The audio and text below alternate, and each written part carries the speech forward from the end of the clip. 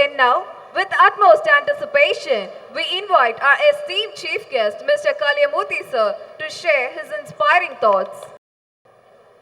அன்னசத்திரம் 1000 வைத்தல், ஆலயம் 10000 நாட்டல், பின்னருள்ள தர்மங்கள் யாவும் பெயர் விளங்கி ஒளிர நிறுத்தல், அன்ன யாவினும் புண்ணியம் கோடி, ஆங்கோர் ஏழைக்கு எழுத்தறிவித்தல் என்ற புனிதமான கல்வி பணியினை கையில் எடுத்து 10 ஆண்டுகளுக்கு முன்னால் இதே பள்ளியிலே இதே மேடையிலே ஒரே ஒரு பள்ளியை அவர் ஆரம்பித்து நடத்தி கொண்டிருக்கும் போது நான் இங்கு வந்து உரை நிகழ்த்தினேன். நான் குறிப்பிடுவது வெள்ளத்தனையது மலர் நீட்டம் மாந்தர்தம் உள்ளத்தனையது உயர்வு என்ற வள்ளுவனின் வாக்கிற்கிணங்க உயர்ந்த உள்ளத்தோடு இந்த கிறிஸ் கல்வி குழுமத்தை நடத்தி கொண்டிருக்கின்ற கல்வி குழுமத்தினுடைய தலைவர் என்னுடைய அருமை நண்பர் திரு கிருஷ்ணமூர்த்தி அவர்களை பற்றித்தான். 10 ஆண்டுகளிலே இந்த போட்டி நிறைந்த உலகத்திலே இப்போது நான் 10 ஆண்டுகள் கழித்து வந்து இங்கே பேசும்போது அவர் 5 பள்ளிகளுக்கு தலைவராக இருக்கிறார். அப்படி என்றால் இந்த பிள்ளைகளுக்கு எப்படி ஒரு டெடிக்கேட்டடாக அவருடைய வாழ்க்கையை அர்ப்பணிச்சிருக்க முடியும் அப்படிங்கிறது தினம் தினம் பள்ளிக்கூடங்களிலும் கல்லூரிகளிலும் பல்கலைக்கழகத்திலும் நிற்கின்ற எனக்கு உறுதியாக தெரியும். ஒரு நல்ல பள்ளியிலே கணவன் மனைவி பிள்ளை என்று குடும்பமாக தங்களை அர்ப்பணித்து கொண்டு கல்வி பணி ஆற்றுகின்ற ஒரு கல்வி குழுமத்திலே நீங்கள் இணைந்திருக்கிறீர்கள். உங்கள் பிள்ளைக்கு பாதுகாப்பும் படிப்பும் நிச்சயம் கிடைக்கும் என்ற நம்பிக்கையோடு நீங்கள் வந்தது நிறைவேற வேண்டும் என்று இறைவனை பிரார்த்திக்கின்றேன். நிச்சயம் அது நடக்கும் என்று நம்புகின்றேன். அடுத்து, ஆணும் பெண்ணும் நிகரெனக் கொண்டால் அறிவிலோங்கி வையம் தழைக்கும், எட்டும் அறிவினில் ஆணுக்கு இங்கே பெண் இளைப்பிள்ளைகான் என்பான் பாரதி. தன் கணவனோடு தோளோடு தோள் நின்று இந்த கல்வி குழுமத்தினுடைய தாளாளராக இந்த பள்ளிகளை உருவாக்கி இந்த பிள்ளைகளை உருவாக்கி இந்த பெற்றோர்களுக்கு எல்லோர் வீட்டிலும் கல்வியை சுடரை ஏற்றி வைத்து ஒளியேற்ற வேண்டும் என்ற உன்னதமான நோக்கத்தோடு ஓயாது உழைத்து கொண்டிருக்கின்ற இந்த கல்வி குழுமத்தினுடைய தாளாளர் அன்பு சகோதரி கௌரி கிருஷ்ணமூர்த்தி அவர்களே, தொட்டனைத்தோறும் மணற்கேணி மாந்தற்கு கற்றனைத்தோறும் அறிவு என்பதற்கிணங்க கற்று தெளிந்து ரெட் ஹில்ஸ் பள்ளியை பார்த்து கொண்டிருக்கின்ற இந்த கல்வி குழுமத்தினுடைய CEO தம்பி ஜெயகார்த்திக் அவர்களே, உள்ளபடியே என்னுடைய கண்ணுக்கு முன்னால் இளைஞர்கள் வளர்வதை நான் பார்த்து தினம் தினம் ரசிப்போம். அவர் மேலும் மேலும் தந்தைக்கு துணையாக இருந்து இந்த கல்வி குழுமத்தை வளர்த்தெடுக்க வேண்டும் என்று உங்கள் எல்லார் சார்பாக நான் அவரை வாழ்த்துகிறேன். வட்டங்கள் ஆள்வதும் சட்டங்கள் செய்வதும் பாரினில் பெண்கள் செய்ய வந்தோம் என்ற பாரதியினுடைய வைர வரிகளுக்கிணங்க எட்டும் அறிவினில் ஆணுக்கு இங்கே பெண் இளைப்பிள்ளைகான் என்று இந்த பள்ளியினுடைய முதல்வராக இங்கே அமர்ந்திருக்கின்ற திருமதி உதயசித்ரா அவர்களே, அறிவு சுடர் கொண்டு அறியாமல் இருளகற்றுகின்ற ஆசிரியர் பெருமக்களாக ஆசிரியர்களாக மேடை நிறைய அமர்ந்திருக்கின்ற ஆசிரியர்களே, ஈன்ற பொழுதிலும் பெரிதுவக்கும் தன் மகனை சான்றோன் என கேட்ட தாய் அல்லது தந்தை என்ற நிலையிலே பிள்ளைகள் பரிசு வாங்கும் போது முகம் நிறைய மகிழ்ச்சியோடு மனம் நிறைய சந்தோஷத்தோடு பார்த்து ரசித்து பிள்ளைகளை பெரியவர்களாக மாற்ற வேண்டும் என்ற ஒற்றை சிந்தனையோடு இங்கு வந்து அமர்ந்திருக்கின்ற பெருமை மிகு பெற்றோர்களே, எல்லாவற்றுக்கும் மேலாக இந்திய தேசத்தினுடைய எழில்மிக்க மாணவ செல்வங்களாக இந்த கிறிஸ் இன்டர்நேஷனல் பள்ளியிலே படிக்கின்ற மாணவ மாணவிகளே, உங்கள் அத்துணை பேருக்கும் என்னை 10 ஆண்டுகள் கழித்து நினைவு கூர்ந்து 2வது முறையாக இங்கு வந்து உரையாற்ற பணித்தமைக்கு என்னுடைய நெஞ்சார்ந்த நன்றியை தெரிவித்துக் கொள்கின்றேன். நீங்கள் அத்துணை பேரும் தம்பி ஜெயகார்த்திக் சொன்னதைப் போல ஆண்டு விழா நிகழ்ச்சி என்றால் எதிலே ஆர்வமாக இருப்பீர்கள் என்பதை நான் நன்கு அறிவேன். எனக்கு கொடுக்கப்பட்ட நேரத்தை விட 1 நிமிடம் கூட நான் அதிகமாக பேச மாட்டேன். நான் காவல்துறை அதிகாரி. ஆனால் கொடுக்கப்பட்ட நேரத்திலே மாணவ மாணவிகள் பெற்றோர்கள் ஆசிரியர்களுக்கு என்னால் ஒரு 15 ஆண்டுகளிலே 20 லட்சம் மாணவ மாணவிகளையும் பெற்றோர்களையும் ஆசிரியர்களையும் நேரில் சந்தித்து உரை நிகழ்த்தியவன் என்ற காரணத்தினால் நல்ல பல கருத்துக்களை உங்களுக்கு இந்த நேரத்திலே இத்துணை பேர் நேரத்தை ஒதுக்கி வந்து இங்கே அமர்ந்திருக்கும் போது நான் உங்களை சிரிக்க வைப்பதற்காக அழைக்கப்பட்டவன் அல்ல, சிந்திக்க வைப்பதற்காக அழைக்கப்பட்டிருக்கிறேன். அதை நீங்கள் உள்வாங்கிக் கொண்டீர்களே என்றால் நிச்சயமாக உங்களுடைய பிள்ளையினுடைய வாழ்க்கையிலே மாற்றங்களை உருவாக்க முடியும் என்ற உத்தரவாதத்தை தந்து என்னுடைய உரையை துவங்குகின்றேன். அருமை பெற்றோர்களே, இந்த பிள்ளைகள்லாம் இப்போ வந்து அங்கங்கே இருக்கிறவங்க கேட்கட்டும், இங்கே இருக்கிறவங்களும் கேட்டுக்கங்க. பிள்ளைகளுக்கு நான் சொல்ல விரும்புவது, உலகம் முழுவதும் சென்று உரை நிகழ்த்துகின்ற நான் இந்தியாவிலே பார்க்கும்போது பல ஆயிரம் மாணவர்கள் உங்களுடைய பிள்ளைகளை அல்லது இந்த பிள்ளைகளே வச்சுங்களேன், இங்கு படிக்கின்ற மாணவ மாணவிகளை விட அறிவிலும் ஆற்றலிலும் திறமையிலும் கூட இன்னும் மிகுந்திருப்பவர்கள் படிக்க வேண்டும் இருந்து மனம் இருந்தும் கூட கிறிஸ் இன்டர்நேஷனல் பள்ளி போன்ற பள்ளிக்கூடத்திலே படிப்பதற்கு வாய்ப்பில்லாமல் இருக்கின்ற பல மாணவ மாணவிகளை நான் தொடர்ந்து பார்த்து கொண்டே இருக்கின்றேன். நான் இப்போது சொல்லுவது மாணவ மாணவிகளுக்காக, அவர்கள் இந்த அரங்கத்தில் எங்கிருந்தாலும் உள்வாங்கிக் கொள்வார்கள் என்ற நம்பிக்கையோடு. ஆனால் உங்களுக்கு மட்டும் இந்த பள்ளியிலே படிப்பதற்கு இடம் கிடைத்ததற்கோ அல்லது வாய்ப்பு கிடைத்ததற்கோ பெரிய வகுப்பிலே படிக்கின்ற மாணவர்கள் நன்றாக உள்வாங்கிக் கொள்ளுங்கள். உங்களுடைய மதிப்பெண்களோ உங்களுடைய அறிவோ ஆற்றலோ இரண்டாம் காரணம்தான். முதற் காரணம் என்ன தெரியுமா? வெயிலிலும் மழையிலும் குளிரிலும் பனியிலும் அலுவலகத்திலும் வீட்டிலும் ஏன் வயலிலும் வரப்பிலும் விழுந்து புரண்டு பட்ட காயங்களையும் தழும்புகளையும் தாங்கிக் கொண்டு தனக்கு கிடைக்காத கல்வி தன் பிள்ளைகளுக்கு கிடைக்க வேண்டும், தான் அடையாத உயரத்தை தன் பிள்ளைகள் அடைய வேண்டும், தான் வாழாத வாழ்க்கையை தன் பிள்ளைகள் வாழ்ந்து பார்க்க வேண்டும் என்று முதுகெலும்பொடிய பாடுபடுகின்ற உங்களை போன்ற தாயையும் தந்தையையும் பெற்றிருக்கின்ற காரணத்தினால் அந்த பிள்ளைகள் இந்த பள்ளியிலே படிக்கிறார்கள் என்பதை பிள்ளைகளும் தெரிந்து கொள்ள வேண்டும், நீங்களும் சொல்லித்தர வேண்டும். ஒரு நல்ல அறிவார்ந்த பெற்றோர்களிடம் நான் பேசுகிறேன். உங்களுடைய பெருமையை நீங்கள் தெரிந்து கொள்ள வேண்டும். 3 மாதங்களுக்கு முன்னால் அமெரிக்காவிலே ஹூஸ்டன் நகரத்திலே நான் பேசி முடித்து விட்டு வந்து அமர்ந்தேன். ஆயிரக்கணக்கான தமிழர்கள், அங்கங்கு 1-2 அமெரிக்க சிட்டிசன்ஸ் என்று சொல்வார்களே, இந்தியர்கள் அல்ல, அமெரிக்க மக்களே இருப்பதை நான் பார்த்தேன் கூட்டத்திலே. ஒரு வெள்ளை அமெரிக்க தாய் எழுந்து என்னிடம் ஒரு கேள்வியை கேட்டார். அவர் ஆங்கிலத்திலே சொன்னதை தமிழிலே சொல்லுகிறேன். இந்தியாவிலிருந்து, குறிப்பாக தமிழகத்திலிருந்து இது போன்ற பள்ளிகளிலே படித்துவிட்டு கல்லூரிகளிலே படித்துவிட்டு, ஆசிரியர்களும் கவனமாக கேட்டுக்கொள்ளுங்கள், இந்த பெற்றோர்களினுடைய பெருமை என்ன என்று, அமெரிக்காவிலே வந்து பணிபுரிகின்ற மாணவர்கள், இளைஞர்கள், இளம் பெண்கள் மிகப்பெரிய அறிவாளிகளாக, மிகப்பெரிய உழைப்பாளிகளாக, கடுமையாக உழைப்பவர்களாக, மனிதநேயம் மிக்கவர்களாக, இவ்வளவு நல்ல பிள்ளைங்களை வளர்த்து அந்த அம்மா அப்பாலாம் இங்கே அனுப்புகிறாங்களே சார், எங்கள் பிள்ளைங்க அப்படி இல்லையே ஏன் சார் அப்படின்னு ஒரு வெள்ளை அமெரிக்க தாய் எழுந்து என்னிடம் கேள்வியை வைத்தாள்.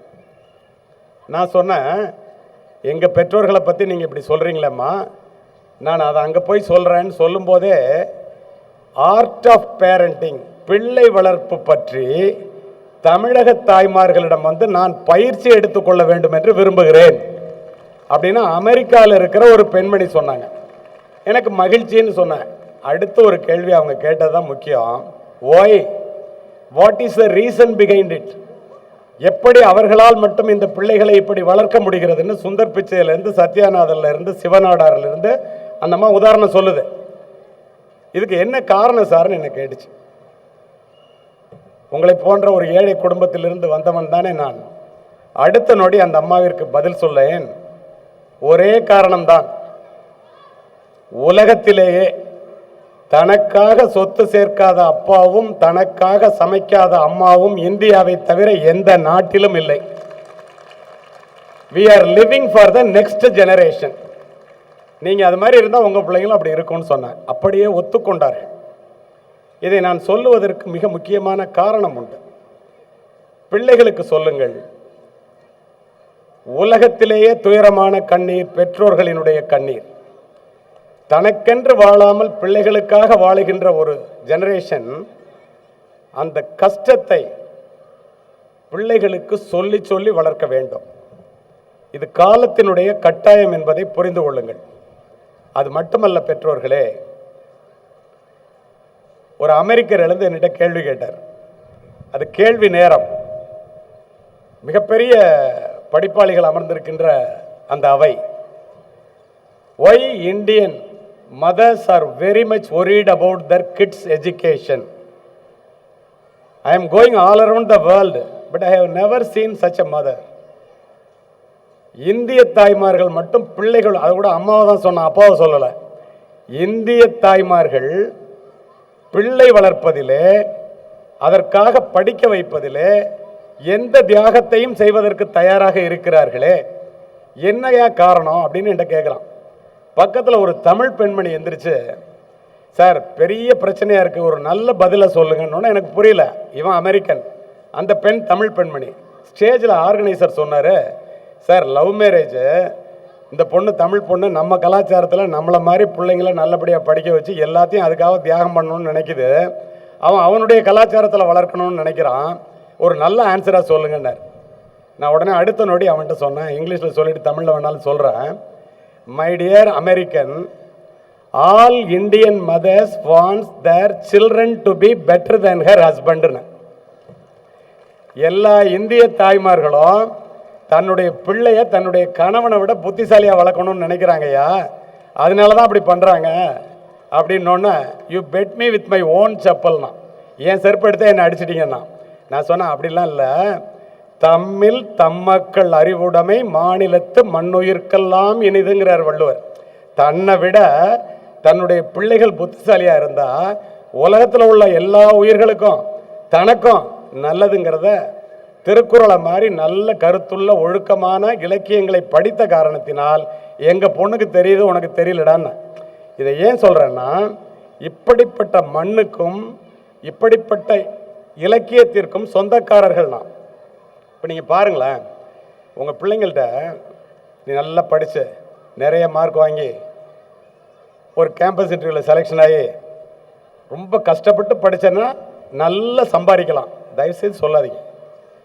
சம்பாதிக்கிறதுக்கு மட்டும்தான் கல்வி அப்படின்னு பிள்ளைகள்கிட்ட பெற்றோர்கள் சொல்லவே சொல்லாதீங்க. அவன் என்ன நினைப்பான் தெரியுமா, வளர்ந்தோன்னே இவ்வளோ கஷ்டப்பட்டு படித்து கலெக்டராகி சம்பாதிக்கிறத ஒன்றுமே இல்லாமல் நம்ம கவுன்சிலரே சம்பாதிக்கிறானா, இதுக்கு எதுக்குடா படிக்கணும்னு நினைப்பான். படிப்பு அது அல்ல, படிப்பினுடைய பெருமை கடலளவு பெரியது. இப்போ நீங்கள் கண்ணுக்கு முன்னால் பாருங்களேன், இந்த மேடையில் அமர்ந்திருக்கிற அத்தனை பேரைகளையும் பாருங்களேன். உங்களுடைய தாளாளர் திரு கிருஷ்ணமூர்த்தி அவர்கள், தாளாளர் திரு கௌரி அவர்கள், தலைவர் கிருஷ்ணமூர்த்தி அவர்கள், சிஇஓ ஜெயகார்த்திக், அத்துணை ஆசிரியர்கள், முதல்வர்கள், நான் உட்பட எல்லாரும் எதுக்காக மேடையில் இருக்கோம்? எல்லாரும் கோடீஸ்வரர்கள் என்பதனால அல்ல. பின் என்ன? எக்குடி பிறப்பினும் யாவரே ஆயினும் அக்குடியில் கற்றோரை மேல் வருகவென்பர். எந்த ஜாதி மதம் குலம் அதெல்லாம் ஒன்றும் கிடையாது. நீ படிச்சுட்டேன்னா ஏழை பணக்காரன் கிடையாது, உன்னை மேடைக்கு வான்னு கூப்பிட்டே ஆகணும். தெரியுமா உங்களுக்கு? இதை சொல்லுங்க பிள்ளைக்கு. ஏன்? அறிவுடை ஒருவனை அரசனும் விரும்புவான். அரியாசனத்தில் இருப்பவர்களிடம் சரியாசனம் தருவது கல்வி. மன்னரும் மாசற கற்றோனும் சீர்தூக்கின் மன்னரில் கற்றோன் சிறப்புடையோன். மன்னர்க்கு தன் தேசமல்லால் சிறப்பில்லை, கற்றோர்க்கு சென்ற இடமெல்லாம் சிறப்புன்னு. நல்லா புரிஞ்சுக்கிறீங்க. உண்மையிலே மகிழ்ச்சி எனக்கு. அரசனாக இருந்தால் கூட அந்த நாட்டில் தாண்டா சிறப்பு. நீ படிச்சுட்டேன்னா உலகம் முழுசும் எங்கே போனாலும் சிறப்பு. அப்போ பணக்காரனாக இருக்கிறவன் பெரியவனா, படித்தவன் பெரியவனா? 5ஆம் வகுப்பு மட்டுமே படித்த என்னுடைய ஏழை தந்தை கிருஷ்ணமூர்த்தி சாருக்கு தெரியும் நான் எந்த ஊர் என்னெல்லாம். உங்களை மாதிரி என்கிட்ட சொல்லுவாங்க, நீங்கள் உங்கள் பிள்ளைங்கிட்ட சொல்கிற மாதிரி இப்போ ஞாபகம் வருது, அதனால சொல்கிறேன். தம்பி, நீ மட்டும் படிச்சுட்டேன்னா நல்லா படித்து பெரிய பதவிக்கு போகிறது மட்டும் இல்லைடா, உன்கிட்டேருந்து எது போனாலும் இந்த கல்வி மட்டும் போகாதுப்பா, நல்லா படிடாம. நானும் கருத்தூன்றி படித்தேன். பிள்ளைங்கள்ட்ட நல்லா படிங்கன்னு சொல்லுங்கள். சும்மா படித்த பத்தாது, நல்லா படிங்கன்னு சொல்லுங்கள். நான் படித்தேன், காவல்துறை உயர் அதிகாரியான, அதெல்லாம் வேற, நீங்கள் நிறைய பார்ப்பீங்க. இப்போ ஏன் அதை சொல்கிறேன் தெரியுமா? என்னுடைய இப்போ கூட வரும்போது கிருஷ்ணமூர்த்தி சார் சொன்னார், பணி நிறைவுக்கு பிறகு இப்படி இருக்கீங்களே சார்னு சொன்னார். இதை ஏன் இந்த இடத்துல சொல்கிறேன்னா, என்னுடைய பணி நிறைவுக்கு பிறகு கவனமாக கேட்டு பிள்ளைங்கள்ட்ட சொல்லுங்கள், கருத்தூன்றி ஆழமாக நன்கு படித்தால் என்னவெல்லாம் இருக்கிறது என்று. என்னுடைய பணி நிறைவுக்கு பிறகு நான் உயிராக நேசித்து உடுத்தி இருந்த காக்கி உடை என்னிடத்திலே இல்லை. நான் வாங்கிய பதக்கங்கள், ஜனாதிபதி பதக்கம் உட்பட என்னுடைய மார்பகத்தை இப்போது அலங்கரிக்கவில்லை. ஆனால் பெற்றோர்களே, என் தந்தை சொன்னதைப் போல நான் படித்த கல்வி மட்டும் என்னிடத்திலேயே இருக்கின்ற காரணத்தினால் உலகம் முழுவதும் சென்று உரை நிகழ்த்துகின்றேன். என்று உங்கள் முன் நிற்கின்றேன். நான் 4 நாளில் அபுதாபியில் பேசுகிறேன், 8 நாளில் இந்தோனேஷியாவில் பேசுகிறேன். இன்றைக்கு உங்கள்கிட்ட நிற்கிறேன். எதுனால நினைச்சு பாருங்க. வெள்ளத்தால் போகாது, வெந்தனலால் வேகாது, வேந்தராலும் கொள்ளத்தான் இயலாது, கொடுத்தாலும் நிறைவின்றி குறையாதுன்னு. பணம் கொடுக்க கொடுக்க குறையுண்டா. பணம் வெள்ளத்தில் அடிச்சுட்டு போய்டும், நெருப்பில் எரிஞ்சிரும். ஒரு ஜட்ஜு வீட்டு பக்கத்தில் இருந்த பில்டிங்கில் நெருப்பு எரிஞ்சு பணம் கிடச்சின்னு பார்த்தீங்களா? கட்டுக்கட்டா பணம் நெருப்பில் எரிஞ்சிரும். ஆனால் கல்வியின் மூலம் பெறுகின்ற அறிவு அற்றம் காக்கும் கருவி, செருவார்க்கும் உள்ளளிக்கலாக அரசனே படையெடுத்து வந்தா கூட உன்கிட்ட இருக்கிற சொத்தை எடுத்துட்டு போகலாம், உன்கிட்ட இருக்கிற அறிவை எந்த கொம்பனாலையும் எடுக்க முடியாது. அதுதான் அறிவினுடைய சிறப்பு. கடலளவு பெரியது என்று நான் சும்மா சொல்லவில்லை. அதனாலதான் பாரதிதாசன் சொன்னாரு, எல்லா நலமும் ஈந்திடும் கல்வி இல்லா வீடு இருண்ட வீடுங்க, படிப்பிலார் நிறைந்த குடித்தனம் நரம்பில் துடிப்பிலார் நிறைந்த சுடுகாடுங்க, அறிவே கல்வியாம் அறிவிலா குடும்பம் நெறி காணாமல் நின்றபடி விழும். ஊர்ல பணக்காரனா இருப்பான், பணம் இருக்குன்னு நினைச்சிட்டு புள்ள ஒழுங்கா படிக்க மாட்டான். ஊர்ல எல்லாம் பார்த்துருப்பீங்க, வாழ்ந்து கெட்டவன் விடும்பான். அப்பன்ட்ட பணம் இருக்குன்னு புள்ள படிக்க மாட்டான். அடுத்த தலைமுறையில் நெறி காணாமல் விழுந்துருமா. ஏழை பிள்ளையா இருப்பான், ஒழுங்கா படிச்சிருப்பான், ஆலமரத்தை போல விழுது விட்டு வளரும். அதனாலதான் வள்ளுவர் சொன்னாரு, ஒருமைக்கண் தான் கற்ற கல்வி ஒருவருக்கு எழுமையும் ஏமாப்புடைத்தினர். ஒரு பிறவியில ஒழுங்கா படிச்சா 7 பிறவி அது தொடர்ந்து அந்த பிள்ளைகளை படிக்க வைக்கிறதுக்கு உதவும். அம்மா படிச்சிருந்தா புள்ள படிக்கலாம், புள்ள படிச்சிருந்தா அடுத்து படிக்கலாம். 1000 உதாரணங்கள் உங்களுக்கு தெரியும். அப்ப இந்த கல்வியினுடைய சிறப்புங்கிறது மிகப்பெரியது. இதை இப்படி சொல்ல வேண்டுமே ஒழிய, நீ நல்ல வேலைக்கு போய் பணம் சம்பாதிக்கலாம், அது பணம் சம்பாதிப்பது என்பது, வேலைக்கு போவது என்பது கல்வியின் மூலம் கிடைக்கின்ற ஒரு பகுதி. அதைவிட மிகப்பெரிய சிறப்புக்குரியது இந்த கல்வி. இதை சொல்ல வேண்டியது நீங்கள். சரி, இதெல்லாம் ஏன் செய்யணும்? நம்ம DIMTன்னு ஒரு புக்கு, இது CBSE ஸ்கூலில் பேசுகிறேன். ஆங்கிலத்தில் அங்கே எல்லாரும் பேசுனதை நீங்கள் புரிஞ்சுக்கிட்டு கைத்தட்டினதை நான் பார்த்தேன். அதனால இந்த பதிவை செய்கிறேன். எதுக்காக வாழ்க்கையில் ஏதாவது பண்ணணும்? அந்த புத்தகத்தில் டாட் ஹென்றி, முடிஞ்ச படிங்க, பிள்ளைங்களுக்கு வாங்கி படிக்க கொடுங்க. படிப்பு ஒரு பக்கம் படித்தாலும் புத்தக வாசிப்பை கற்றுக் கொடுங்கள். ஏன் தெரியுமா? வாளினுடைய கூர்மையும் நூலினுடைய கூர்மையும் மட்டுமே இந்த நாட்டை ஆள்கிறது. காலப்போக்கிலே வாளினுடைய கூர்மை முனைமழுங்கி நூலினுடைய கூர்மை மட்டுமே வெஞ்சி நிற்கின்றது. கூர்தீட்டப்படாத எதுவுமே முனைமழுங்கி போய்விடும். நம்முடைய மூளையும் அவ்வாறே. நம்முடைய மூளை கூர்தீட்டப்பட வேண்டும் என்றால் பிள்ளைகளுக்கு நல்ல புத்தகங்களை தொடர்ந்து படிக்க வாசிக்க கற்றுக் கொடுங்கள். Leaders are readers and readers R leaders. Today a reader, tomorrow a leader. இது பிள்ளைங்களுக்கு யார் சொல்றது? அந்த புத்தகத்தில் அவர் இது மாதிரி அமர்ந்திருக்கிற கூட்டத்தை பார்த்து கேட்பாரு, what to you think the most valuable land in the world? உலகத்திலேயே விலை மதிக்க முடியாத இடம் எது அப்படின்னு கேட்பார். ஒருத்தன் எந்திரிச்சு சொல்லுவான், Manhattan in New York, twin tower is there. யுஎஸ்ஏல இருக்கிற மேன்ஹாட்டனில் ட்வின் டவர் தான் பிக் ஆப்பிள்னு கூப்பிட்றோம். கல்ச்சுரலி, ஃபினான்ஷியலி, கமர்ஷியலி உலக பொருளாதாரத்தை நிர்ணயிக்கிற இடம், அதான் பெரிய விலை மதிக்க முடியாத இடம். அவன் சொல்லுவான் இல்லைம்பா. சவுதி அரேபியா, யுனைடெட் அரப் எமிரேட்ஸை சொல்லுவான், தோன்ற இடத்துலலாம் பெட்ரோல் வருது இல்லைன்றோம். இன்னொருத்தன் எந்திரிச்சு சொல்லுவான், ஒரு இப்போ தங்கம் என்ன விலை விற்குதுன்னு உங்களுக்கு தெரியும் தானே? உலகத்தில் கிடைக்கிற தங்கத்தில் 20% சவுத் ஆப்பிரிக்காவில் ஒரே கோல்டு மைன்ஸில் கிடைக்குது, மைனில். அதாம்மா, அதுவும் இல்லைன்றோம். பின்ன எதிரான்னு கேட்பான். The most valuable land in the world is the கிரேவி யார்டுமா, சுடுகாடுமா. என்னடா சுடுகாடுன்னு சொல்கிறான், ஏன்னு கேட்பான். அதுக்கு அவன் சொல்லுவான், காரணத்தோடு இந்த பதிவு. இப்போ இந்த எரிகிறதே பிரபஞ்சத்தினுடைய பிரம்மாண்ட தேவையான மின்சார பல்பை கண்டுபிடித்த தாமஸ் ஆல்வா எடிசன் இதை கண்டுபிடிக்கணும்னு நினைச்சாரு, கண்டுபிடிச்சிட்டு செத்துட்டு போயிட்டார். ஸ்டீவ் ஜாப் ஆப்பிள் ஃபோனை கண்டுபிடிக்கணும்னு நினைச்சான், கண்டுபிடிச்சிட்டு செத்து போயிட்டான். இப்போ நம்ம ஒவ்வொருத்தரும் நம்ம என்ன ஆகணும்னு நினச்சோமோ அதை சில பேர் செஞ்சுருப்போம். இப்போ நான் காவல்துறை உயர் அதிகாரி ஆகணும்னு நினச்சேன், ஆகிட்டேன். ரிட்டையர்ட் ஆனதுக்கப்புறம் உலகறிந்த பேச்சாளர் ஆகணும்னு நினச்சேன், ஆகிட்டேன். கிருஷ்ணமூர்த்தி சார் வந்து ஒரு ஸ்கூலை பல ஸ்கூலாக ஆக்கணும்னு நினச்சாரு. கண்ணு முன்னால், என் கண்ணு முன்னால், உங்கள் கண்ணு முன்னால் அவர் நினச்சதை சாதிச்சுட்டே இருக்கார். இப்போ இவங்கெல்லாம் நினச்சதை சாதிக்கிறவங்களாம். இதை விட சக்தி, அறிவு, ஆற்றல், வசதி இருக்கிற நிறைய பேர் இதை விட பெரிய காரியங்களை செய்யணும்னு நினச்சி செய்யாமலே செத்து போனவெல்லாம் சுடுகாட்டில் படுத்திருக்கானா. இந்த விலை மதிக்க முடியாத எண்ணம்லாம் அவனோட சுடுகாட்டில் தூங்குதான். அதனால விலை மதிக்க முடியாத இடம் உலகத்திலேயே சுடுகாடுன்னு சொல்லிட்டு அடுத்தது அவர் சொல்கிறதான் மிக முக்கியம். My dear friends, don't go to your graveyard with your best work inside you, choose to die empty. உன்னுடைய விலை மதிக்க முடியாத திறமை, சக்தி எல்லாத்தோட எக்காரணத்தை முன்னிட்டு சுடுகாட்டுக்கு போவாதரா. அதை இங்கேயே விட்டுட்டு போ, இங்கேயே கொடுத்துட்டு போ. அங்கே எடுத்துகிட்டு போகிறதுனால எந்த பிரயோஜனமும் இல்லை. உங்கள் பிள்ளைகள்கிட்ட இருக்கிற திறமையை பூரா இந்த உலகத்தில் இருக்கும்போதே செய்ய சொல்லுங்கள். இன்னும் உங்களுக்கு தமிழில் புரிகிற மாதிரி சொல்லணும்னா, மகாபாரதத்தில் உத்தவ கீதைன்னு ஒன்று இருக்கும். கிருஷ்ணர் எல்லாம் மகாபாரத போரை முடிச்சுட்டு வைகுண்டம் போகிறதா முடிவு பண்ணிவிடுவார். காரணத்தோடு சொல்கிறேன் இதை. அப்போ பக்கத்தில் இருக்கிற உத்தவர் வந்து இவர் போக போகிறார் வைகுண்டத்துக்குன்னு தெரிஞ்சுக்கிட்டு, என்ன நீ மட்டும் வைகுண்டத்துக்கு போகிறதா முடிவு பண்ணிட்ட, எனக்கு தெரிஞ்சிருச்சு, எங்களுக்கெல்லாம் ஏதாவது சொல்லிட்டு போம்பார். உனக்கு என்ன வேணும்னு கேளு, நான் சொல்கிறேன் பார். கா தக்ஷிணாம்பர் அப்படின்னா இந்த உலகத்துக்கு என்ன செய்யணும். அதுக்கு அவர் சொல்லுவார் கிருஷ்ணர், ஞானோபதேசிகா, நீ கற்றதையும் பெற்றதையும் ஞானத்தையும் இந்த உலக மக்களுக்கு கொடுத்துட்டு போடா, எடுத்துக்கிட்டு சுடுகாட்டுக்கு போனேன்னா எந்த பிரயோஜனமும் இல்லைன்ட்டு போயிடுவார். அப்போது ஆங்கிலத்திலையும் அதை தான் சொல்கிறான், புராணத்திலையும் அதை தான் சொல்கிறான். நம்மள்கிட்ட யார்கிட்ட என்னென்ன திறமை இருக்கோ, நம்ம இந்த வாழ்நாளில் என்ன செய்யணும்னு நினைக்கிறோமோ அதெல்லாம் இங்கேயே செஞ்சுட்டு போகணும். ஏன் செய்ய முடியல?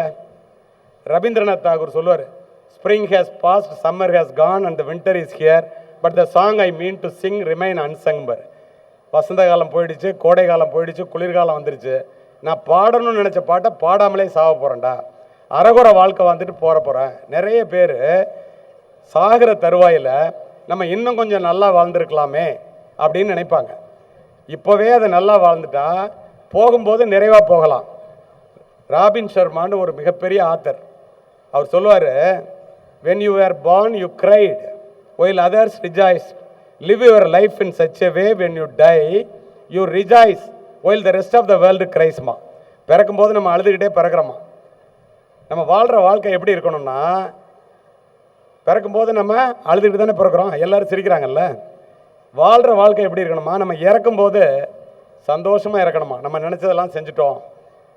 சுற்றி இருக்கிறவங்களாம் அழுவணுமா, அப்துல் கலாமுடைய வாழ்க்கையை போலன்னு வச்சுங்களேன். அப்போ அதை மாதிரி வாழ்றணுங்கிறது யார் சொல்லித்தரது பிள்ளைங்களுக்கு? நீங்கள் தான் சொல்லித்தரோம். சரி, இப்படி இருக்கிற பிள்ளைங்க இது செய்ய முடியாமல் போகிறதுக்கு என்ன காரணம்? இந்த காலகட்டத்தில் அருமை பெற்றோர்களே, நேரம் கருதி மிக முக்கியமான கருத்துக்களை மட்டும் பதிவு செய்கிறேன். சமீபத்தில் ஒரு 27 பேர் வியந்து போவீர்கள். +1 படிக்கிற பசங்களை ராத்திரியோட ராத்திரியாக போலீஸ் வந்து காவல் நிலையத்துக்கு அள்ளிக்கிட்டு போயிட்டாங்க. டெல்லியில் படிக்கிறது கிரேட் 1 +1. எல்லாருக்கும் ஒரே ஆச்சரியம். காலையில் 54 பெற்றோர்கள் போய், நான் சொல்கிறது கதை இல்லைங்க, நிஜம்,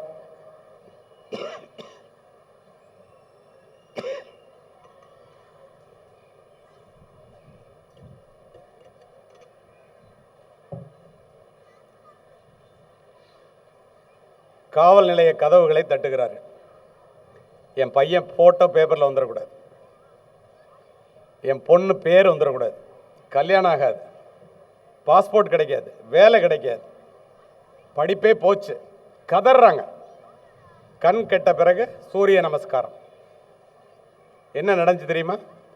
பாய்ஸ் லாக்கர் ரூம் அப்படின்னு ஒரு இன்ஸ்டாகிராம் பேஜ் ஆரம்பிக்கிறான்.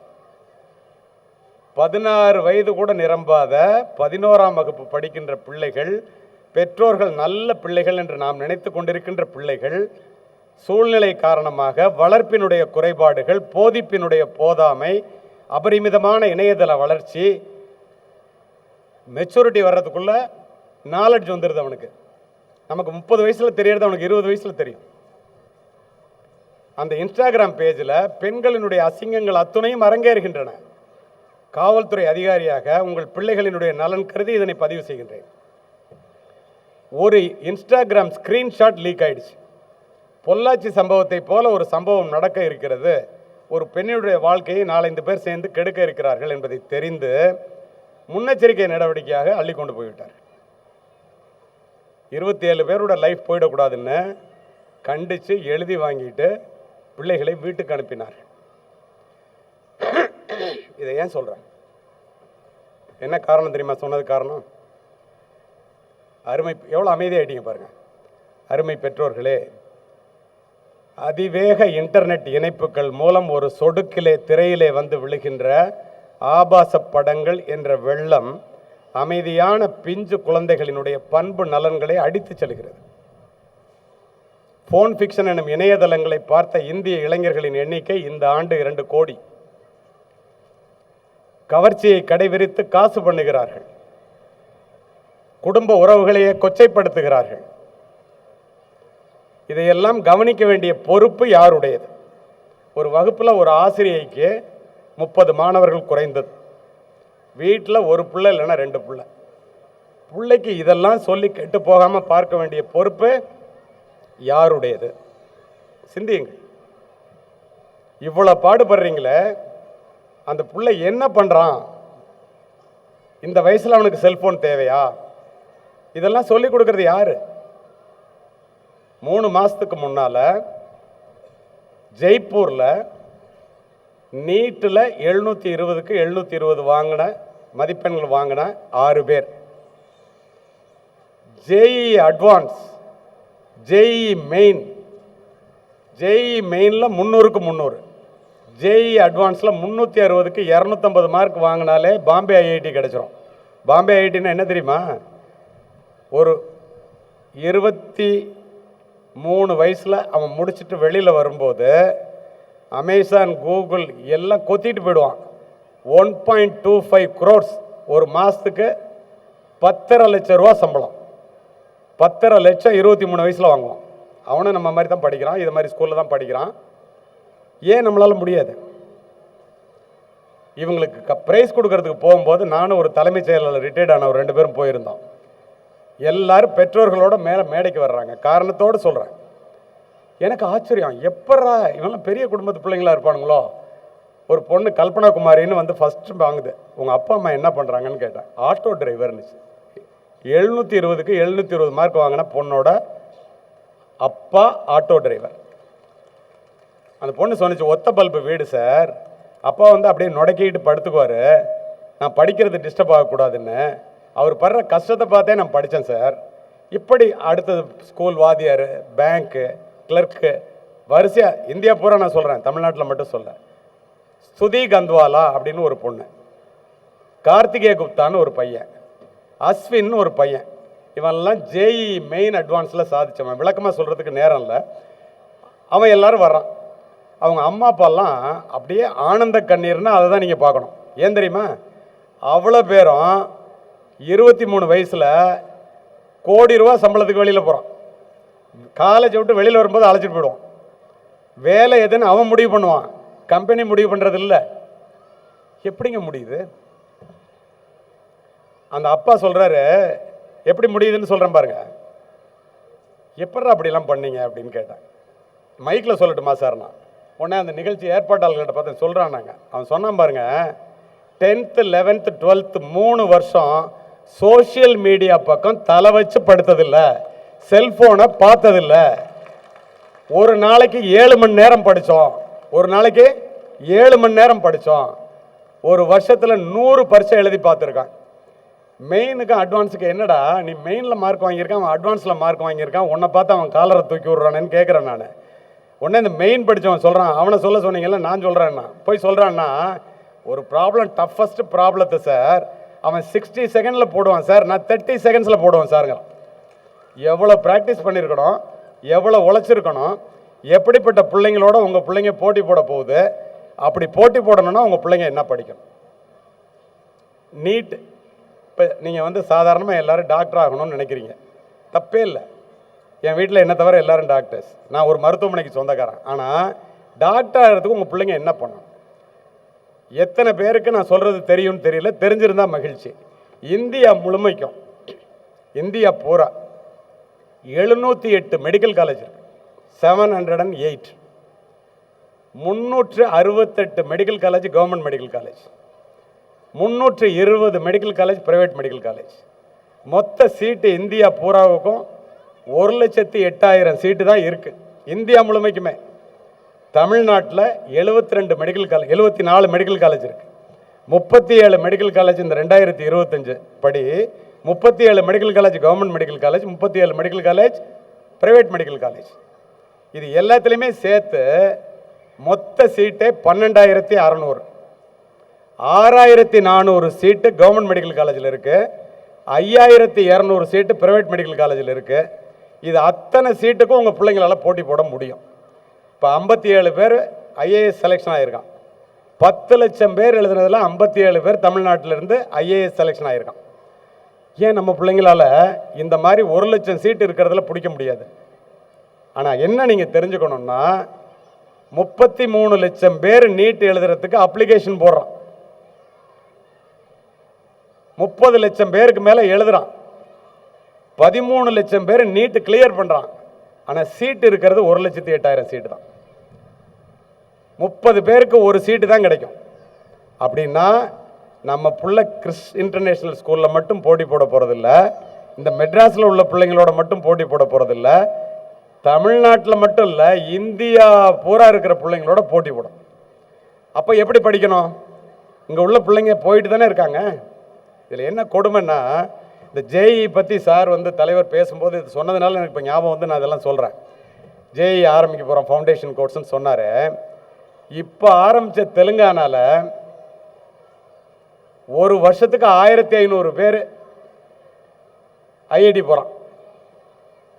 எப்போ இருக்கிற தமிழ்நாட்டில் உலகத்திலே நாங்கள் தாண்டா புத்திசாலின்னு சொல்லிட்டு இருக்கோம். நம்ம ஒரு வருஷத்துக்கு 250லேருந்து 300 பேர் தான் போகிறோம். வெக்கமாக இல்லை நமக்கு? நினச்சி பாருங்க. அவர் ஐஐடி ஆரம்பிக்கிறேன்னு சொன்னது எனக்கு அவ்வளோ மகிழ்ச்சி. நல்லபடியாக ஆரம்பித்து ஜேஇ மெயின், ஜேஇ அட்வான்ஸில் இங்கே இருக்கிற நம்ம ஊர்லேயே என்ஐடி இருக்குது, நம்ம ஊர்லேயே ஐஐடி இருக்குது. என்ஐடி திருச்சியில் இருக்குது, ஐஐடி மெட்ராஸில் இருக்குது. உங்களுக்கு தெரியுமா? மொத்தம் 23 ஐஐடி இருக்குது இந்தியா பூரா. 31 என்ஐடி இருக்குது இந்தியா பூரா. ட்ரிபிள் ஐடி 26 இருக்குது. கவர்மெண்ட் ஃபண்டட் இன்ஸ்டிடியூஷன்ஸ் 29 இருக்குது. காஷ்மீரில் தனியாக, வெஸ்ட் பெங்காலில் ஒரே ஒரு Indian Institute of Science and Engineering டெக்னாலஜின்னு இருக்குது. இதில் எல்லாம் படித்தா உங்கள் பிள்ளைங்க இல்லை, உங்கள் தலைமுறையே மாறிடும். இது நம்மளால் முடியாதது இல்லை. தயவு செய்து ஆரம்பித்து இது எதிர்பார்ப்போடு காத்திருக்கின்ற பெற்றோர்களினுடைய பிள்ளைகளை நான் அடுத்து உங்களை பார்க்கும்போது ஐஐடிஎன்ஸாகவும் என்ஐடிஎன்ஸாகவும் எல்லாரையும் மாற்றணுங்கிறதா என்னுடைய ஆழ்ந்த ஆசை. இது நம்மளால் முடியும், நம்மளால் முடியும். ஆசிரியர்கள் மனது வைத்தால் முடியும். நீங்கள் என்ன செய்யணும்? இருக்கிற கொஞ்ச நேரத்தில் சொல்லிடுறேன். பெற்றோர்கள் என்ன செய்யணும்? இப்போ எல்லோரும் உட்காந்துருக்கீங்க இல்லையா? நீங்கள் எல்லாம் என்ன நினச்சிக்கிறீங்கன்னா, மற்றவர்கள் சொல்லாததை உங்கள் நலன் கருதி நான் பதிவு செய்கின்றேன். நம்ம எப்படி வேணாலும் இருக்கலாம். பிள்ளைய டே ஒழுங்காக படி, 100க்கு 100 மார்க் வாங்கின நீ என்ன பண்ணியோ தெரியாது, இப்படி தான் எல்லாரும் சொல்கிறோம். ஆனால் உங்களுக்கு ஒன்று தெரியாது. 35 ஆண்டுகள் காவல்துறை அதிகாரியாக பணிபுரிந்த நான், 15 ஆண்டுகளாக தினந்தோறும் மேடை ஏறி இறங்குகிற நான், கற்றதையும் பெற்றதையும் உங்களிடத்தில் பதிவு செய்ய வேண்டும் என்ற எண்ணத்தோடு இதனை பதிவு செய்கின்றேன். போல செய்தல் தான் பிள்ளைகளினுடைய மூல குணம். நீங்கள் சொல்வதை கேட்பதை விட நீங்கள் செய்வதைத்தான் பிள்ளைகள் செய்வார்கள். இதில் மாற்று கருத்தே இல்லைங்க. நீங்கள் நல்லா இருந்தால் பிள்ளைங்க நல்லா இருக்கும், நீங்கள் தப்பு பண்ணீங்கன்னா பிள்ளைங்க தப்பு பண்ணோம். எப்படின்னு சொல்கிறேங்களுங்களேன், ஒரே நிமிஷத்தில் நீங்களாம் யோசிக்கிறத பார்த்தா இப்படியா நம்ம எப்படி வேணாலும் இருக்கலாம், பிள்ளை நம்ம சொல்கிறத கேட்குறானே நீங்கள் நினைப்பீங்க. அது இல்லைங்கிறத உங்கள்கிட்ட நான் ப்ரூவ் பண்ணேன், ஒரே நிமிஷத்தில் ப்ரூவ் பண்ணுறேன். All parents please raise up your right hand. எல்லா பெற்றோர்களும் வலது கையை தூக்குங்க. பரவாயில்ல, எல்லாரும் தூக்கிட்டீங்க, அப்படியே வச்சிருங்க. இது எதுக்காக தூக்க சொல்லியிருக்கேன்னு சொல்லிடுறேன். உங்கள் பிள்ளைங்க நீங்கள் செய்கிறத தான் செய்யும், சொல்கிறத கேட்காதுன்னு நான் சொல்கிறேன். இல்லை சொல்கிறத கேட்கணும்னு நினச்சிட்டு தான் நீங்கள் எல்லோரும் வளர்த்துட்டு இருக்கீங்க. ஆனால் உங்கள் நன்மைக்காக சொல்கிறேன். இப்போ நான் சொல்கிறத நீங்கள் செய்யுங்க. All parents please raise up your index finger. ஆள்காட்டி விரலை தூக்குங்க. Please touch your forehead, நெத்தியை தொடுங்க. Please touch your nose tip, மூக்கை தொடுங்க. ப்ளீஸ் டச் யுவர் சீக், அப்படியே கையை வச்சுருக்கணும், ஒருத்தர் கூட எடுக்கக்கூடாது. ப்ளீஸ் டச் யுவர் சீக்குன்னு நான் கன்னத்தை தொட சொன்னேன். நான் தொட்டது முகவாயை தொட்டேன். நீங்கள் அத்துணை பேரும் நான் செய்ததைத்தான் செய்தீர்களே ஒழிய சொன்னதை ஒருத்தர் கூட சரி. பிள்ளைங்க இருந்தால் உங்களை நேரம் உண்டு இல்லைன்னு பண்ணியிருப்பாங்க. எப்போ பார்த்தாலும் சீரியல் பார்த்துட்டு இருக்கிற அம்மா பிள்ளைய டிவி பார்க்காதானே கேட்குமாங்க? எப்போ பார்த்தாலும் செல்ஃபோனை நோண்டிகிட்டு இருக்கிற அப்பா டேய் செல்ஃபோன் பார்க்குறது தப்பு எவன் கேட்பான்? வாழ்ந்து காண்பியுங்கள். போல செய்தல் தான் பிள்ளைகளுடைய மூல குணம். பிள்ளைகள் ஒருபோதும் கெட்ட வார்த்தைகள் பேசுவதே இல்லை. உங்களிடம் கேட்ட வார்த்தைகளைத்தான் பேசுகிறார்கள். அதுக்கு எப்படி பிறக்கும் போதே தெரியுமா? பிள்ளை வளர்ப்பு என்பது ஒரு வேள்வியை போன்றது. குடும்பம் தான் பிள்ளைகளினுடைய முதல் வகுப்பறை. பெற்றோர்கள் தான் பிள்ளைகளினுடைய முதல் ஆசிரியர்கள். Parents R the first teachers and teachers are the second parents. பெற்றோர்கள் மரத்தின் வேர்களை போன்றவர்கள், பிள்ளைகள் அதிலே பூத்து குலுங்குகின்ற பூக்களை போன்றவர்கள். வேர்களின் பலத்தை பொறுத்தே பூக்களின் வசீகரம் அமையும். வேர்கள் பட்டு போனால் பூக்கள் கொட்டி போகும். எனக்கு உள்ளபடியே என்ன மகிழ்ச்சின்னா, இந்த பள்ளிக்கூடத்தின் மீது நீங்கள் எவ்வளோ நம்பிக்கை வச்சுருக்கீங்க, உங்கள் பிள்ளைங்க மேலே எவ்வளோ பாசம் வச்சுருக்கிறீங்க, பிள்ளைங்க நல்லா வளரணும்னு எவ்வளோ நம்பி வர்றீங்க. இவ்வளவு பெற்றோர்கள் அரங்கம் நிறைய அமர்ந்திருக்கின்ற இந்த இடத்தை வீணாக்குவதற்கு நான் விரும்பவில்லை. அதனால் இந்த பதிவுகளை எல்லாம் பதிவு செய்கின்றேன். உங்களுக்கு ஒன்றை சொல்லுகின்றேன், நன்றாக புரிந்து கொள்ளுங்கள். உங்கள்கிட்ட இருக்கிற 100 கோடி சொத்தோ, 100 மாடி கட்டடமோ, 100 ஏக்கர் நிலமோ பெருசு இல்லை. உங்கள் குழந்தை தான் பெருசு. ஏன் தெரியுமா? வள்ளுவர் சொல்றாரு, நீ யாம் பெருமவற்றுள் யாம் அறிவதில்லை, அறிவார்ந்த மக்கட்பேறு அல்ல பிறங்கிற. அறிவுள்ள பிள்ளை என்கிட்ட இருந்தானா அதை விட பெருமை வர ஒண்ணுமே இல்லடான்ட்டு.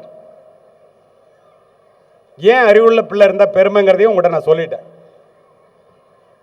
எல்லா பெற்றோர்களுமே வாழ்க்கை வேறு பொருள் வேறு. வாழ்க்கைக்கு பொருள் தேவைதான், இருவேறு கருத்துக்கு இடமே இல்லை.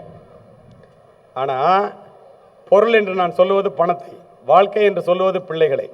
ஒரு மனிதன் பொருளை இழந்து வாழ்க்கையை தக்க வைத்துக் கொள்ளலாம். வாழ்க்கை இழந்து பொருளை தக்க வைத்துக் கொள்வது விரல் போவது தெரியாமல் மோதிரத்திற்கு ஆசைப்படுவதை போல. எல்லாத்தை விட மிக முக்கியமாக நீங்கள் செய்ய வேண்டியது, spending time with children is more important than spending money on them. பெற்றோர்கள் பிள்ளைகளுக்கு கொடுக்கக்கூடிய மிகப்பெரிய சொத்து பெற்றோர்கள் அந்த பிள்ளைகளிடம் செலவழிக்கக்கூடிய நேரம் மட்டுமே. நான் பேச ஆரம்பித்து கரெக்டாக 40 நிமிஷம் ஆயிருக்கு. இன்னும் 5 நிமிஷம் இருக்கு, அதுக்குள்ளே நான் பேசி முடிச்சிருவேன். இப்போ பெற்றோர்களுக்கு சொன்னோன்னா பின்னாடி பார்த்தீங்கன்னா டீச்சர்ஸ்லாம் கை தட்டினதா, டீச்சர்ஸையும் விட்டு வைக்கிறதா இல்லை. நான்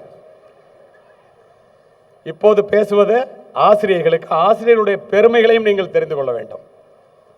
சாக்ரட்டிஸினுடைய மாணவன் பிளேட்டோ, பிளேட்டோவினுடைய மாணவன் அரிஸ்டாட்டில், அரிஸ்டாட்டிலுடைய மாணவன் the great Alexander who conquered the entire world. உலகத்தை ஒரு குடையின் கீழ் ஆள நினைத்து வெற்றியும் பெற்ற மகா அலெக்சாண்டரிடம் போய் கேட்டான், எப்படா உன்னால உலகத்தை ஜெயிக்க முடிச்சா? அடுத்த நொடி அவன் என்ன பதில் சொன்னான் தெரியுமா? நான் இந்த உலகத்திற்கு வந்ததற்கு காரணம் என்னுடைய பெற்றோர், இந்த உலகமே என்னிடம் வந்ததற்கு காரணம் என்னுடைய ஆசிரியர் அரிஸ்டாட்டில் என்று அடித்து சொல்லுவேன். ஒரு ஆசிரியர் நினைத்தால் உலகத்தை ஜெயிக்கக்கூடிய மாணவனை உருவாக்க முடியும். என் வாழ்க்கையிலேருந்து ஒன்று சொல்கிறேன், கோட்டெல்லாம் போட்டுட்டு பேசுகிறேன்னு பெரிய குபேர குடும்பத்திலேருந்து வந்தவன்லாம் தப்பாக நினச்சிடாதீங்க. மிக சாதாரணமான குடும்பத்திலேருந்து வந்தவன் நான். 9வது படிக்கும்போது கணக்கில் 25 மார்க். நான் கவர்மெண்ட் எய்டட் ஸ்கூல் பிளேக் ஸ்கூல்னு தஞ்சாவூரில் இருக்குது, அதில் தான் படித்தேன். காரணத்தோடு சொல்கிறேன், ஆசிரியரை பற்றி நீங்கள் தெரிஞ்சுக்கணும். ஒரு ஆசிரியர் நினச்சா ஒரு மாணவனை எப்படி மாற்ற முடியும்னு. யாரெல்லாம் ஃபெயில் மார்க் வாங்கினோமோ 25 பேருக்கு ஸ்பெஷல் கிளாஸ் நடக்கும். கோடை வெயிலில் நடந்து போகணும். 25 பேரில் நாங்கள் 2 பேர் மட்டும் அதை விட்டு லைனை விட்டு ஓடி கிளாஸ்க்குள்ளே போய் நுழைஞ்சோம்.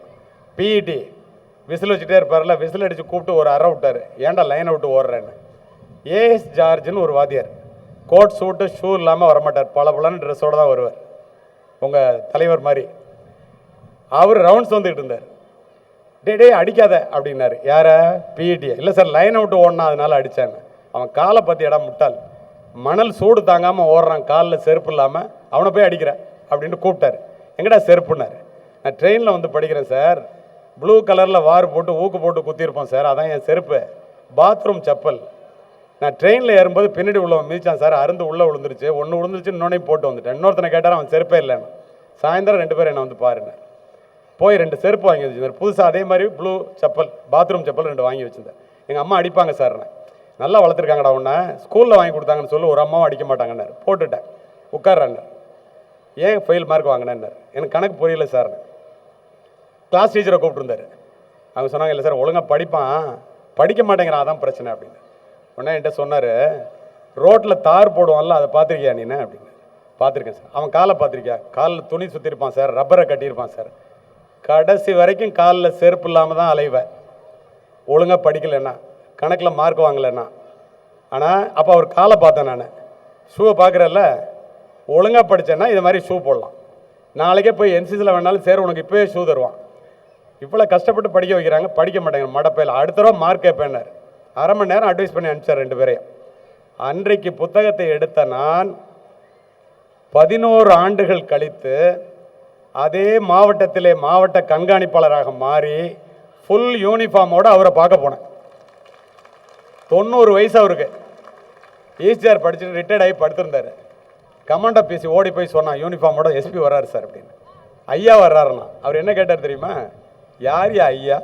இங்கே நான் தான் ஐயா அப்படின்னு. நான் பக்கத்தில் போயிட்டேன். சார் அவன் அவங்க ஐயாவை சொல்கிறான், நீங்கள் எனக்கு ஐயான்னு அவனுக்கு தெரியாது, என்ன தெரியுதா சார்னு சல்யூட் அடித்தா. அவருக்கு தெரியல, நிறைய பேர் படிக்கிறாங்கப்பா, நீங்கள் யாருன்னு தெரியலேன்னாரு. கேப்பை கழட்டினேன். பூதலூர்லேருந்து வந்து படிப்பேன் சார் ட்ரெயினில். என்ன நீங்கள் செருப்பு வாங்கி கொடுத்தீங்க சார். டேய் ட்ரெயின் ஸ்டூடெண்ட்டாடா நீனு, எஸ்பியாவே ஆயிட்டியாடா அப்படின்னாரு. ஆமாம் சார்ண்ணா. கீழே இருந்து தலை வரைக்கும் பார்த்தார். அவர்கிட்ட சொன்னேன், நான் உங்களை பார்க்குறதுக்கு முன்னாடி காலில் போடுறதுக்கு செருப்பு இல்லை சார், எனக்கு பண வாசனையும் படிப்பு வாசனையும் இல்லாத குடும்பத்திலிருந்து வருகின்ற ஏழை பிள்ளைகள் புத்தக சுமையோடு சேர்த்து மன சுமையையும் சுமந்து கொண்டு வருகிறார்கள் என்பதை அறிந்து நீங்கள் எனக்கு வாழ்க்கையில் அட்வைஸ் பண்ணி ஒளியேற்றி வச்சதுனால நான் இப்போதைக்கு போடுற ஷூவை கலட்ட கூட நேரம் இல்லாமல் வாழ்க்கை உயர்ந்து போச்சு சார், காவல்துறையில் உயர் அதிகாரியாகவே ஆயிட்டேன் சார்னு சொன்னேன். கண்ணிலேருந்து தண்ணி வந்துருச்சு அவருக்கு. இதுதாங்க வாத்தியார். வாத்தியார் நினச்சா இதுதான் செய்ய முடியும். உலகத்தை ஜெயிக்கிற மாணவனையும் உருவாக்க முடியும், மாவட்டத்துக்கு ஆட்சியாளரையும் மாவட்டத்துக்கு எஸ்பியாவும் உருவாக்க முடியும். பிள்ளைங்க படிக்கணும், சொல்கிறத கேட்கணும். அதே மாதிரி எல்லாரும் பிள்ளைங்களை கண்டிச்சாங்கன்னா ஒழுங்காக படின்னு சொன்னால், என் பிள்ளை உங்களுக்கு தெரியுமா, என் பிள்ளை எப்படி கண்டிக்கலாம் நீனு அப்படின்னு சொல்லாதீங்க. உலகத்திலேயே ஆசிரியர்கள் கண்டித்து ஒரு பிள்ளை கெட்டு போனதாக உலக சரித்திரத்திலேயே இல்லை. ஆசிரியர்கள் கண்டிக்கவில்லை என்றால் தண்டிப்பது வேறு, கண்டிப்பது வேறு. நான் தண்டிப்பதை பற்றி சொல்லவில்லை. தண்டிப்பது சட்டப்படி குற்றம். கண்டிக்கவில்லை என்றால், ஆசிரியர்கள் கண்டிக்கவில்லை என்றால், பிற்காலத்திலே என்னை போன்ற காவல்துறை அதிகாரிகளால் தண்டிக்கப்படுகின்ற குற்றவாளிகளாக மாறுவதை நான் பார்த்து கொண்டே இருக்கின்றேன். அதே போல் டீச்சர்ஸுக்கு ஒன்று சொல்கிறேன், எக்காரணத்தை முன்னிட்டும் பிள்ளைகளை கண்டிக்க வேண்டுமென்றால் தனியாக அழைத்து கண்டியுங்கள், பாராட்ட வேண்டுமென்றால் எல்லோருக்கும் முன்னால் பாராட்டுங்கள், மாற்றி செய்து விடாதீர்கள். ஆசிரியர்களுக்கும் பெற்றோர்களுக்கும் சேர்த்து சொல்லுகின்றேன், எக்காரணத்தை முன்னிட்டும் ஒரு பிள்ளையை இன்னொரு பிள்ளையோடு ஒப்பீடு செய்யாதீர்கள். ஒப்பீடு செய்தால் அவர்கள் வீழ்வார்கள், ஒப்பீடு செய்யவில்லை என்றால் அவர்கள் வாழ்வார்கள். தூக்கணங்குருவி கூடு கட்டுது, சிலந்தி வலை பின்னுது, கரையான் புற்று வைக்குது, எல்லாம் மகத்தான செயல் தான். ஒன்றை மற்றொன்றால் செய்ய முடியுமா? எந்த பிள்ளையாவது டீச்சரை பார்த்தோ அல்லது அப்பா அம்மாவை பார்த்தோ அந்த அப்பா அம்மா மாதிரி நீங்கள் இல்லையே, அந்த டீச்சர் மாதிரி நீங்கள் இல்லைன்னு உங்களை கேட்டிருக்காங்க. நீங்கள் மட்டும் எப்போ பார்த்தாலும் அந்த பிள்ளை மாதிரி இல்லையே, அந்த பிள்ளை மாதிரி இல்லைன்னா எப்படி இருக்கும்? அது உங்கள் பிள்ளை, அந்த பிள்ளை மாதிரி எப்படி இருக்கும்? இதை தெரிந்து கொள்ள வேண்டியது பெற்றோர்களும் ஆசிரியர்களும் தான். தயவு செய்து புரிந்து கொள்ளுங்கள். ஆசிரியர்களுக்கு ஒரே நிமிடத்திலே சொல்லி முடிக்கின்றேன். அருமை ஆசிரியர் பெருமக்களே, தாயினுடைய ஆரோக்கியம் தான் குழந்தையினுடைய ஆரோக்கியம். ஆசிரியர்களுடைய ஆரோக்கியம் தான் மாணவர்களுடைய ஆரோக்கியம். பிள்ளைகள் வீட்டிலே பிறக்கிறார்கள், ஆனால் அவர்கள் வகுப்பறையிலே தான் வளர்கிறார்கள். பள்ளிக்கூடத்தில் உள்ள வகுப்பறை என்பது தாயினுடைய கருவறை போன்றது. இருளிலே தடுமாறுகின்ற இளைஞர்களினுடைய எதிர்காலத்தை ஒளிமயமாக மாற்றுவதற்கு இந்த உலகத்தில் உள்ள ஒரே நம்பிக்கை ஆசிரியர்கள் என்று அடித்து சொல்லுவேன். இல்லை என்று சொல்ல முடியுமா? ஒரு எரிகின்ற விளக்கினால் தான் இன்னொரு விளக்கை ஏற்றி வைக்க முடியும். அதற்கு அந்த விளக்கு இடையறாது எண்ணெய் பெறுதல் வேண்டும். அதை போல ஆசிரியர்கள் படிக்க வேண்டும். புதிதாக வருகின்ற பாடத்திட்டங்களை தெளிவாக படித்து பிள்ளைகளுக்கு சொல்லிக் கொடுக்கின்ற மனிதர்களாக ஆசிரியர்கள் தங்களை மாற்றிக்கொள்ள வேண்டும். கற்றுக் கொடுப்பதனால்தான் ஆசிரியரை கற்றுக் கொடுப்பவர் என்றே சொல்லுகின்றோம். கற்றுக் கொடுப்பவரும் கற்றுக்கொள்பவருமாக இருப்பவர் மட்டுமே ஆசிரியர். நல்ல மனிதர்களாக இருக்க வேண்டிய மனிதர்கள் மட்டுமே ஆசிரியர்களாக வர வேண்டும். ஒரு மாணவன் தவறு செய்தால் அவனுடைய எதிர்காலம் பாதிக்கும். பெற்றோர்கள் தவறு செய்தால் அந்த வீட்டினுடைய எதிர்காலம் பாதிக்கும். ஆசிரியர்கள் தவறு செய்தால் இந்த நாட்டினுடைய எதிர்காலமே பாதிக்கும். இதை தெரிந்து கொண்டு ஆசிரியர்கள் சொல்லித்தாருங்கள். தேடி சோறு நிதந்தின்று பல சின்ன சிறு கதைகள் பேசி மனம் வாடி துன்பமிக முழன்று பிறர் வாட பல செயல்கள் செய்து நரை கூடி கிழப்பருவம் எய்தி கொடும் கூற்றுக்கு இறை என பின் மாயும் பல வேடிக்கை மனிதரைப் போல் நான் வீழ்வேன் என்று நினைத்தாயோம் பாரதி. நம்ம பிள்ளைங்கள்லாம் பிறந்தோம், வளர்ந்தோம், கல்யாணம் பண்ணிட்டோம், குழந்தை பேத்துக்கிட்டோம், தோல் சுருங்கி போச்சு, முடி நரைச்சி போச்சு, செத்து போயிட்டோம். அதற்காக பிறந்தவர்கள் அல்ல, சாதிக்க பிறந்தவர்கள். பிறப்பு ஒரு சம்பவமாக இருக்கலாம், இறப்பு ஒரு சரித்திரமாக இருக்க வேண்டும். வெறும் கை என்பது மூடத்தனம், விரல்கள் 10 மூலதனம். பிள்ளைகளுக்கு சொல்லுங்கள், நீ ஏழையாக பிறந்தது உன்னுடைய தவறல்ல, ஏழையாகவே இறந்தால் அது உன்னுடைய தவறு என்று சொல்லுங்கள். இங்கு அமர்ந்திருப்பவர் எல்லோரும் எல்லாமும் பெற வேண்டும்.